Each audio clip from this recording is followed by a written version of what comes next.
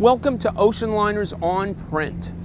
We are at the Manhattan Cruise Terminal on the west side of Manhattan. To me, this is hallowed ground.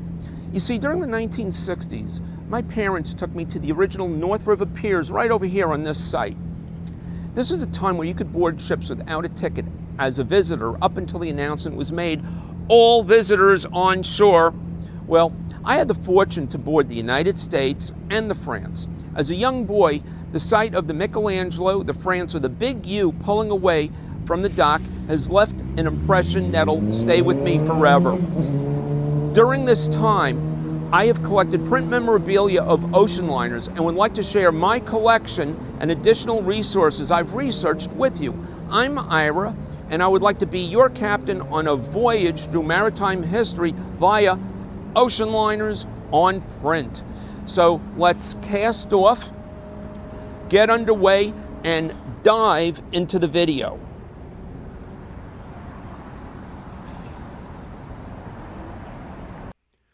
This is Ira Lipson, and welcome to Ocean Liners on Print.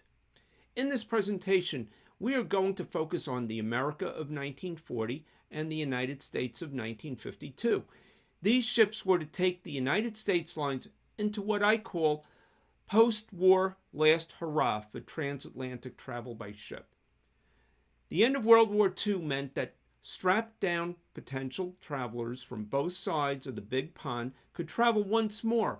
Transatlantic ocean liners were sailing near or at capacity from the late 1940s until late 1958. One jet plane ended the last hurrah. That was a BOAC 707 that departed from Heathrow on October 4th, 1958, to arrive at Idlewild Airport, now JFK. What was typically a 6 to 8 day transatlantic voyage was whittled down to 6 hours overnight. The speed record of the United States became irrelevant overnight.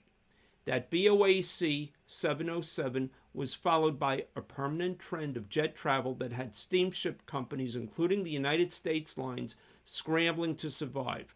I will show you a perspective on this situation through videos and my collection of ocean liner memorabilia. I hope you enjoy the presentation. The United States lines went through tumultuous times from 1921 to World War II. Most pre-World War II passenger ships served the war carrying troops, munitions, and various supplies. Prior to the war, the United States lines was being served by the Leviathan, who did not survive the Depression, the Republic, the America of 1905, the George Washington, as well as the President Harding and President Roosevelt. The America of 1940 served a few voyages in 1940 before being requisitioned by the U.S. military. The America of 1940 turned out to be the only United States line ship worth reconditioning back to commercial service post-war. Post-World War II, the passenger shipping lines, including the United States lines, were faced with shortages of ships and passenger capacity, as whether their ships were sunk or worn beyond practicality for reconditioning. There were several hiccups in the way of building up passenger ship capacity. While World War II ended in Europe in May of 1945, it continued in the Pacific until September of 1945. Troops had to be repatriated from all over the world. That meant for months after the war ended, ocean liners requisitioned for war service were being used for repatriation purposes, delaying their refurbishment to commercial passenger service. In the meantime, several shipyards capable of refurbishing and building ships in Europe were destroyed during the war. Thus, there was a backlog. Why is reconditioning such an issue, and what does reconditioning entail? So let's say a ship like the Queen Elizabeth or the Queen Mary that was meant to carry 2,000 to 2,300 peacetime passengers. Well, during World War II, the capacity of these ships with troop-carrying purposes was as high as 16,000 people, 8 times the intended amount for these ships. Just like the Cunard Queens, the America was also carrying roughly about 8 times its peacetime capacity. The America was designed originally for 1,100 passengers. However, as a troop carrier during World War II, its capacity was raised to 8,000 troops. So when a ship is being used with about 8 times its intended capacity, just think of the wear and tear on plumbing, electrical, walls, floors, etc. And also, it's very interesting as it was a common practice with troops to etch their names into any surface on the ship, including the wooden deck rails, just like what I used to do at my desk in junior high school. Also, engines and other infrastructure would have to be refurbished or replaced. In order for passenger ships to enter service in World War II, they would have to be stripped of all their furnishings, such as furniture, artwork, wood panels, etc. And all of these would have to be replaced in order to be reinstated for commercial service. And of course, ships would have to be repainted into their civilian colors, from the drab wartime gray to black and white, and of course, the colorful corporate funnels. So all this was obviously costly and time intensive. The America entered commercial service toward the end of 1946. Well, you can't have a profitable transatlantic service with one ship, as turnaround time would not provide a high volume of departures from a given port, an inconvenience for passengers requiring a return trip. The United States was ordered through a subsidy from the U.S. government, as it was designed to be easily converted into a troop carrier, which was capable of high speed. This was right after World War II, and was demonstrated by all the passenger ships that served as troop carriers that having the ship with a large capacity as a high-speed troop carrier could be beneficial during another war. The United States underwent its maiden voyage in July of 1952, breaking the speed record by achieving an eastbound crossing of an average of 35.59 knots, which translates into over 40 miles an hour, which means a crossing in about 3 days, 10 hours, and 40 minutes. Leading up to the advent of jet travel, maritime unions also created challenges. Unions would hold strikes sometimes only hours prior to a sailing, and sometimes resulting in canceled voyages and lost revenue. Passenger bookings declined for all transatlantic travel by ship. By the end of 1964, the America, the first casualty of transatlantic air travel in the United States lines, was sold to the Chandris Lines, leaving the United States to serve the United States lines alone. Then in 1969, in November, the United States government ceased its subsidy for the United States. That marked the end for the United States Lines passenger service. The United States was in a state of limbo for nearly 55 years. There were numerous attempts to revitalize the United States, and they all failed. This was up until recently, when a county in the panhandle of Florida purchased the United States to convert it into a reef for diving and tourism. In fact, as of the production of this video, the funnels of the United States were removed. While the United States will be sunk to make the diving reef, the funnels will be used as part of a museum about the ship in the Florida Panhandle. The museum will be opening in the future. This is your ticket for a voyage through time. This is an actual ticket from the United States. Page 1 has a sailing date of February 13, 1965. The cost of the 9-day sailing to the Caribbean for 2 people at $687 per person with tax. I haven't even spent the time to figure out how to compute that in $25. That ticket was purchased at a travel agency. Back then they have travel agencies. And this travel agency was called Timely Travel Service, located in West Caldwell, New Jersey. Back then, your booking options were restricted to either the travel agent or dealing directly with the steamship company. No internet. What was a transatlantic liner doing cruising to the Caribbean instead of traveling transatlantic? Well, this was 1965, and transatlantic passenger volume was already way down, and especially in the winter months where the Atlantic Ocean was notoriously rough, a lot of ocean liners that did transatlantic would shift focus to Caribbean cruising for survival. I love these conditions for the ticket. Has this ever happened to you? You go to the movies, you have a child who is older than the cutoff for a child's admission, but you say your child is younger than the age limit to pay the lower price. Well, back in the day, my son latted me out and said his real age. How embarrassing could you imagine something like that happening here? And let me quote from the ticket.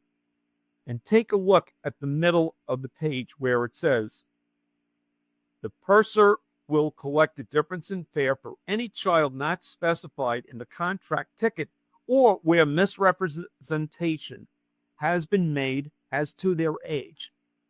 So I can relate to that by going to the movies. I'm sure most people out here have experienced a similar thing. Here are 3 baggage tags from the United States lines. Each one is representative of a different class on the ship. Cabin class, first class, tourist class. If it says stateroom on the bottom of the ticket, that meant that piece of luggage would be delivered to your cabin. If it says on the bottom of your ticket, hold, that means it will be held in the ship's hold for the duration of the voyage and will be available dockside at the end of your voyage. Back in the day when people would travel the Great Pond by ship, let's say if they were traveling for immigration or vacation purposes that start upon arrival at the port of disembarkation, the belongings they take that they will need after the voyage would take up too much room in their cabin. So therefore, those items that are not needed on the voyage could be placed in the ship's hold. Here is a cover of a passenger list. And up until not that long ago, voyages by ship, whether for point A to point B or cruises, would often publish a passenger list. Due to potential privacy issues, we won't visit the actual passenger pages, but there are pages here within this passenger list that will yield great insights. So let's start here at page 1, where it tells us this is a Caribbean voyage. Page 3 tells us the officers' ranks and illustrates their sleeve stripes. Please pause if you want to study these further. Page 4 lists the officers, including Captain Leroy Alexanderson, who was the 3rd and final captain of the United States. Page 5 shows the itinerary and 9 days to go to Nassau, St. Thomas, and Curacao from New York, which is an amazing feat, as a regular cruise ship would need just 7 days alone just to go to Nassau and back, as a typical cruise ship would do about 19 to 20 knots, versus the United States, which can do well past 30 knots. So this 9-day trip would take about 11 to 12 days on any other ship. So as compared to other transatlantic liners that tried to morph into Caribbean cruise ships, the United States had several distinct advantages. Number 1, having complete air conditioning. So as the quote from this particular page of the passenger list regarding air-conditioned ventilation, quote, from the onset, the United States was designed for air-conditioned ventilation of all spaces. All air for the ship is first filtered and dehumidified, eliminating dampness, and then brought to the temperature desired. Each stateroom has a thermostat which the occupant can, at any time, set at or change to any reasonable temperature desired, regardless of the temperatures in other parts of the ship. Within every part of the ship, you can enjoy a constant flow of dry, fresh ocean air with freedom from draft. Close quote. So the only way back in the day long, long time ago to seek any type of coolness while being in your cabin, you would have to open a porthole or, um, just open a louver for ventilation and just hope for the best. And of course, getting drafts from outside the cabin from outdoors could be something very undesirable. So, up until the early 1950s, most ships, if they had any type of air conditioning, it was limited to a couple of public rooms. But the United States was one of the first ships to have complete air conditioning. This was compared to the pre-war transatlantic ocean liners that were also trying to get a piece of the Caribbean cruise pie, which had limited air conditioning. So the United States was definitely at an advantage. In addition to that, the older ocean liners that did transatlantic had indoor pools, but not an outdoor pool. Yes, if you look at the United States deck plan, you will not see an outdoor pool. However, it does mention in this passenger list description that there are indoor and outdoor pools. It turns out that there was a temporary outdoor pool that was put out on the deck only during warm weather. So, in addition to being completely air conditioned and having a temporary outdoor pool, another advantage that the United States had versus the other transatlantic ships that were trying to morph into cruise duties was the fact that on the United States, 2/3 of the cabins had private toilet and shower or bath. This was a huge step in terms of luxury. And in fact, all the first and cabin class cabins had private facilities on the United States. What's really interesting is that I happened to look at a first class deck plan of the original Queen Elizabeth, and it actually showed certain cabins in first class that without private bathroom facilities. Here we have facts about the United States. It was 990 feet long, so one of the longest ships of its time. At the time of construction, the only two ships that were slightly longer were the Queen Elizabeth and Queen Mary. Having a width of 101.5 feet made it the narrowest of the superliners of the time, and it was built that way purposely because, as being a potential troop ship, it had to fit through the Panama Canal, and at that width, it would be able to do so. The United States was registered at 51,821 tons, with a capacity of 2,000 passengers and 1,000 crew, and of course, its speed achievement. On the next page, we have some illustrations of the United States and one of the United States Line's cargo ships. There were many activities to partake in on the United States.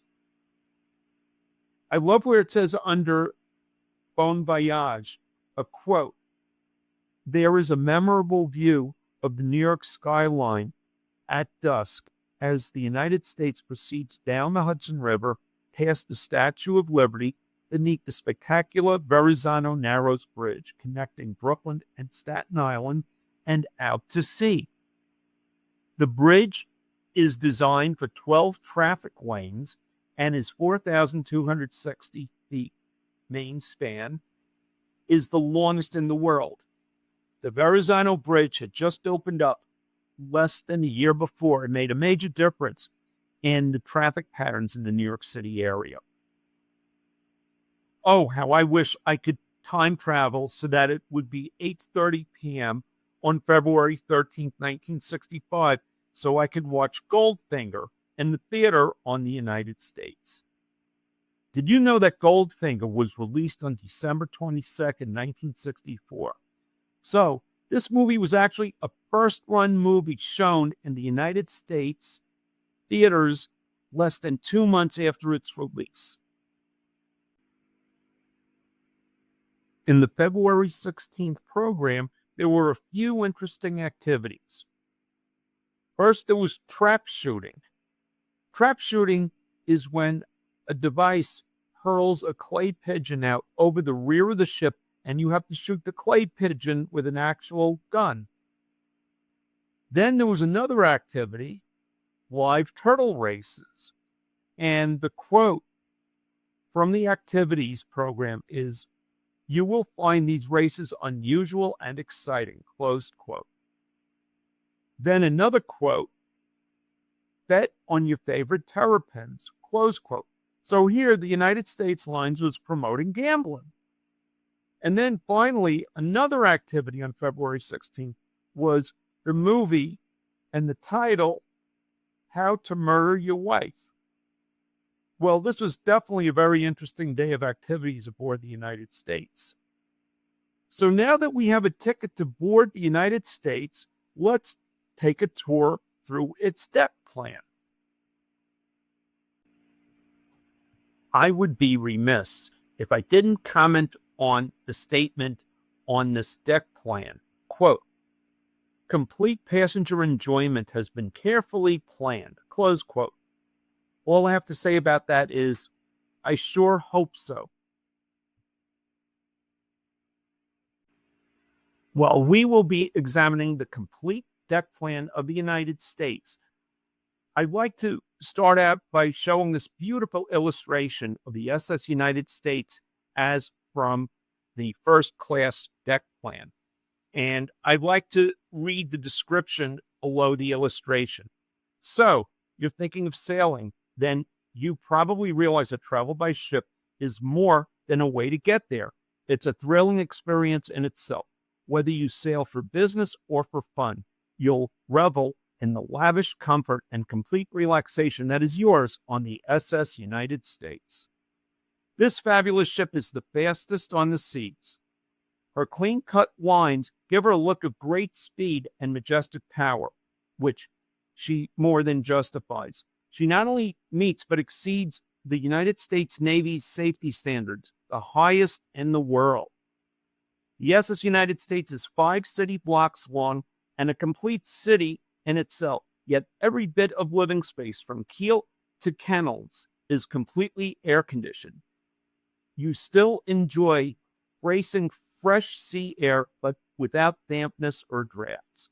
Every first-class stateroom has a private bath, a shower, and toilet, its own thermostat, worldwide phone service, individually planned color scheme, closets tall enough for evening dresses, addenda to your joy of sailing, superb food and service, Meyer Davis music, shopping centers, acres of play space, beauty parlor, and barbershop. Beyond all the fun you'll have, add the feeling of pride you'll experience as a citizen of this world of glamour. As we are about to start our tour, keep in mind the separation of first, cabin, and tourist class, which is noted by a red line within the deck plan. The bridge deck was exclusively for tourist class, consisting of an open promenade and sheltered deck. The exclusively first class sports deck starts with the game deck, where tennis was played with an open promenade on both sides, children's playroom, and cabins, which were, of course, first class. Here is an example of a first class cabin on sun deck. As we travel forward on the sports deck, we can see the air-conditioned dog kennels and dog run,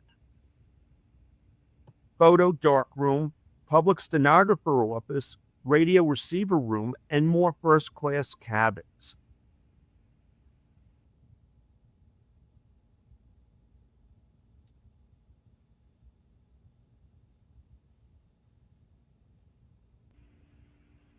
Here is the all first class sun deck, consisting of cabins and an expansive wraparound promenade.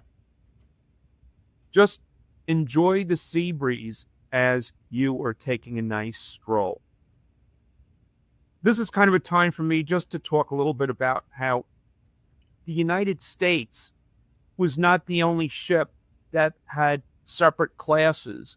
This was a common practice of the time. In fact, some ships even had 4 classes.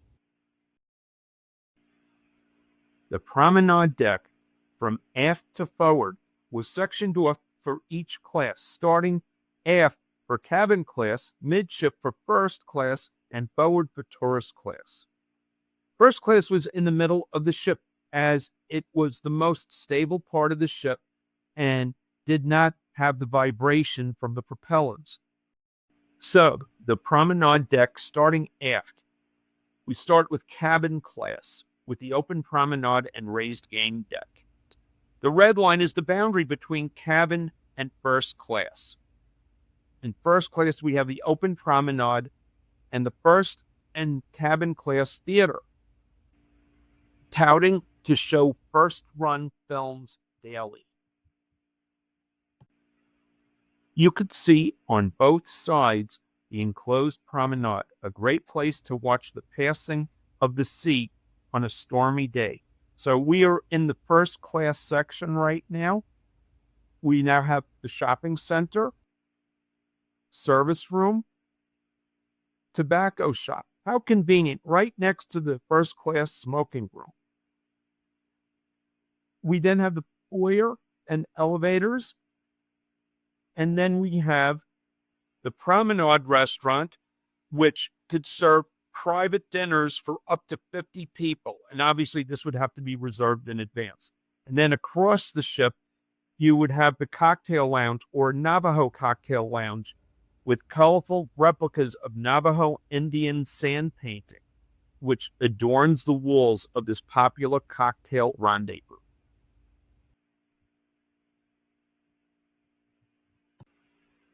Across from the cocktail lounge is the promenade dining room, where you can reserve a party for up to 50 people. We are now coming up to the bar and the first class ballroom. The ballroom is the main social room of the ship. A Meyer Davis orchestra provides for dancing and entertainment in the evenings. As we head forward, we are now entering the first class observation lounge, as well as the writing room and library.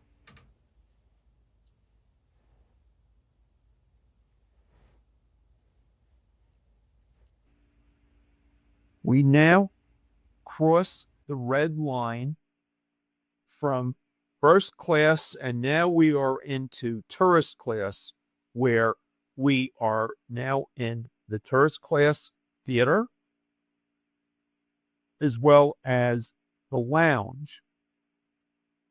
And in front of the lounge is the open promenade. To the sides of the tourist lounge is a reading room and writing room. We are now on the upper deck, and starting with the cabin class section, the open promenade, which is where a temporary outdoor pool would be located during warm weather. We're now coming up to the covered promenade and the cabin class lounge, which is a large, cheerful room designed for quiet relaxation, with a large center section that converts to a dance floor for evening dancing to a Meyer Davis orchestra. We're also coming up to the library writing room combination, then the shop, and then the children's playroom for cabin class and stateroom. Traveling forward, we have more first class staterooms,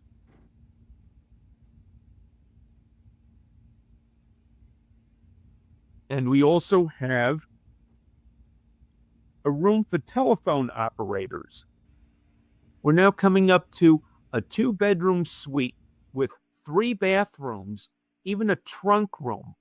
Wow, this is the height of opulence for the time.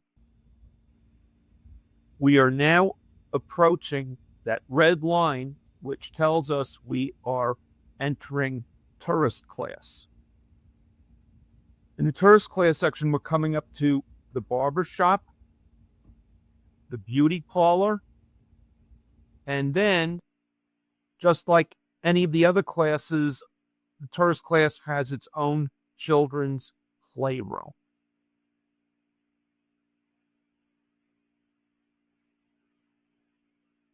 In addition, we'll be coming up to tourist class staterooms that lack private facilities. As a result, at the very end of the deck, we will see a bank of public bathrooms with public showers and tubs. The main deck, a deck you don't want to have a stateroom if you are not a smoker. As we start from aft to forward, in the cabin class, we have the enclosed promenade and the cabin class smoking room. We then have the children's nurse's office, manicurists, hairdressers and manicurists. We have some staterooms and a medical office. And now we're about to cross that red line into first class. In first class, on the main deck, we have many staterooms, including this example, which is pictured.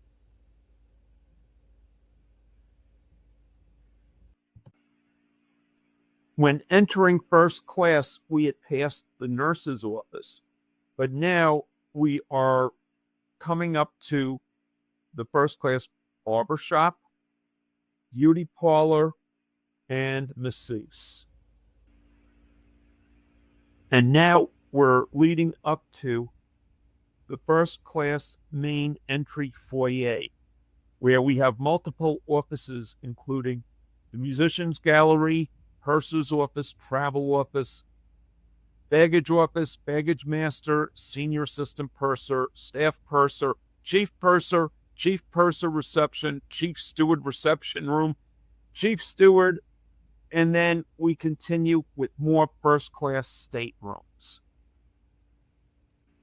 We have just crossed the red line into tourist class, where we have the tourist class entry foyer, which, compared to first class, only has one office for the purser and one baggage office. So it's definitely very simplified. And then we go to the tourist class smoking room, and then to a number of tourist class cabins and the public bathrooms, bathtubs, and showers, as these cabins lack private. We are on A deck, where all of the dining rooms are for all classes. But right now, we are in cabin class, in a section where it's all cabin class staterooms. As we proceed from aft to forward, we are now coming up to the cabin class dining room. So here's a look at the cabin class dining room. We are now crossing the red line into the first class dining room. In the first class dining room, you will dine in the grand manner. Soft, nubby textured chairs are bright spots of comfort around tables of snowy linen, gleaming silver, and sparkling china. Cuisine is not only continental and American, but international, with specialties from 5 continents. Kangaroo tail soup, caviar from Iran, Scotch grouse in season, thick American steaks, South African fruit, and superb crepe Suzette. So I hope you enjoyed that amazing cuisine in the first class dining room or dining saloon, however you want to call it. And we are just right now looking at the layout of the first class dining room as on the deck plan. And we will shortly be crossing that red line into tourist class, where we will be in the tourist class dining saloon.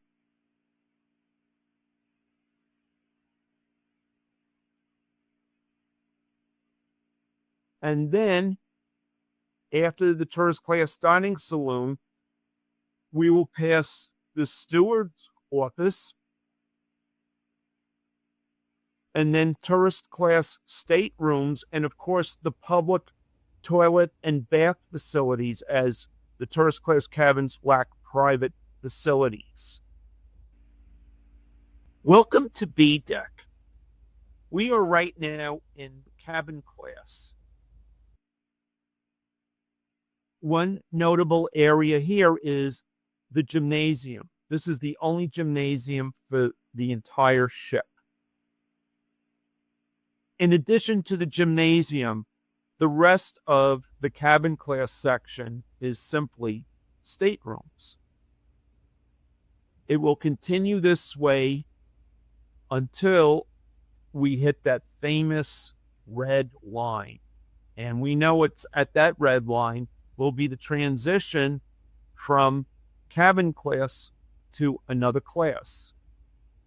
In this particular case, it's going to be tourist class, as there is no first class on B deck, C deck, or D deck, with the exception of the pool. Here we are heading forward on B deck in the tourist class section, just to give you more of an idea of the layout of how the cabins are. As we head forward on B deck, while there's a few tourist cabins, it appears to be mainly areas that are restricted to the crew. We finally made it to C deck, where the first and cabin class indoor swimming pool, steam bath, massage, and hydrotherapy area is. We are now going to transition along C deck from the pool area to the tourist class area, which is composed primarily of staterooms and public facilities. Here we're going to see an example of a tourist class cabin. Here is the layout of a cabin like that. And of course, the public facility layout, you could see the tub, shower, and toilets. The tour of the ship finally ends at B deck. Thank you very much. And now we will be on to dinner at the captain's table. Captain Leroy Alexanderson would like to invite you to join him for dinner tonight at his table. Here are a number of menu covers from the United States lines. The first menu happens to be from the America, whereas the remaining menus happen to be from the United States. From the United States, we have these two beautiful menu covers that depict the beautiful, elegant, fast SS United States. This is followed by another menu cover featuring the Capitol building. And then we have a luncheon menu. I hope you brought your appetite. I will highlight offerings within some menus from the United States, so take your time and pause as you review them to get the full flavor of the offerings. In this lunch menu from 1957, under fish, is an offering, gefilte fish with grain. This is an Ashkenazi Jewish dish consisting of ground carp, whitefish, and pike, as well as with matzah meal, eggs, onions, and various spices. Crane is ground horseradish and beets. As promised before, Iranian caviar is in this menu from 1952. In this dinner menu from February 20th, 1965, the United States lines delivered on its promise of kangaroo tail soup. Also, it featured turtle soup. Did they use the losers of the turtle race for the recipe? They also served frog's legs. The cuisine on the United States rivaled that of the Cunard Queens, the Italian line, and the French line. I hope your appetites were satiated. Now, some more memorabilia. Here is a souvenir log of a 1965 voyage on the United States. The log documents each segment of the voyage. Let's take a look at the back of the souvenir log. This illustrates how the United States could travel from New York to Nassau, Curacao, and St. Thomas in only 9 days. The United States traveled from New York to the Caribbean and from the Caribbean back to New York at over 26 knots. In addition, traveling from Nassau to Curacao, the United States did nearly 31 knots. Most cruise ships of the time would achieve speeds of 19 to 22 knots on such a voyage, thus increasing the time of a similar trip to at least 11 to 12 days. This ad shows the tagline, "Vacation before your vacation on the United States." The United States lines were starting to feel the pinch from jet travel in terms of reduced bookings. The Cunard line during this era had a slogan, quote, "Getting there is half the fun," close quote. What do you think was a more effective slogan? Vacation before your vacation on the United States or Cunard's "Getting there is half the fun"? Please put your comment below in the comments box. And of course, the United States lines in this ad touted the benefit of being fully air conditioned is not until 1962, when the France entered transatlantic service, that there was another fully air-conditioned competitor of the United States offering this benefit. And it also shows Fernando, a French comedian who chooses the United States when I guess he could have chosen the France, so that's a little bit of a kick in the teeth to the French line. In this ad, the tagline is, "You'll wish every day had 48 hours on the SS United States. Dine, dance, dream your way to Europe on the world's fastest ship." And here, you can join the president of Wilcolator and his wife. You can also join the chairman of the board of American Viscose and his wife. Or you could join Sid Caesar and his wife if you sailed on the United States. To me, Sid Caesar would be an enticement. I don't know about the others.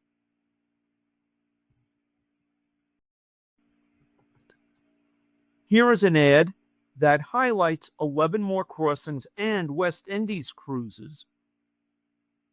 Sea Air European package tours. Here, the United States Lines is realizing, how do we keep our ships relevant? Number one, by alternating with cruising during the winter months. And also, what about partnering with Pan Am? As they say, if you can't fight them, join them. Formerly being in sales for 37 years, a major no-no in sales is to start out by talking about your price and how low your price is. That just devalues your product, and it doesn't say why should someone choose your product. And that's exactly what the United States Lines did in this ad. And to me, in this ad, it's admitting that the end is near, because while it says in bold print that the SS United States is the fastest ship in the world, the next bold statement says we also have bargain rates on staterooms from $183.50. Then in the fine print, it talks about we're running a big sale on staterooms. It uses the word bargain. To me, when I hear all of that, I don't think about that the ship is the fastest ship in the world, even though it mentions some of the other features about being fully air conditioned and the cuisine and the 15 meals that you get. I just see here in big letters bargain rates. And so to me, this just totally devalues the brand and devalues the accomplishment of what the United States actually was. So here's the timetable. So go pick your cruise or transatlantic voyage on the United States or the America and have a bon voyage. I hope you enjoyed time traveling with me. Did you imagine you were wandering the decks of the United States and exploring its varied rooms? What did you think of my favorite of all, kangaroo tail soup, or turtle soup, frog's legs, or what about Iranian caviar? How about seeing Goldfinger as a first run movie in one of the theaters aboard the United States? Were you good at trap shooting? Did you bet successfully on the turtle races? If any of these offerings stirred up your curiosity, you made my day. What I found interesting was that in one of the advertisements for the United States, it talked about taking the United States to Europe one way, taking your vacation in Europe, and flying back via Pan Am jet. If you can't fight them, join them. What is interesting is that jet travel and its genesis threatened passenger ships on numerous routes. This spread to more routes with the advent of the jumbo jet, which brought lower fares and longer range flights. Yet, in the past 40 or so years, cruise ships could not succeed without jet travel to bring their passengers to embark at ports throughout the world. How ironic. I hope you found this presentation insightful. Please hit the subscribe button below as it helps the channel and it will ensure you receive alerts of new videos. Thank you so much. Just like these two approaching cruise ships, I hope we can meet again real soon at Ocean Liners on Print. Thank you for spending your time with me.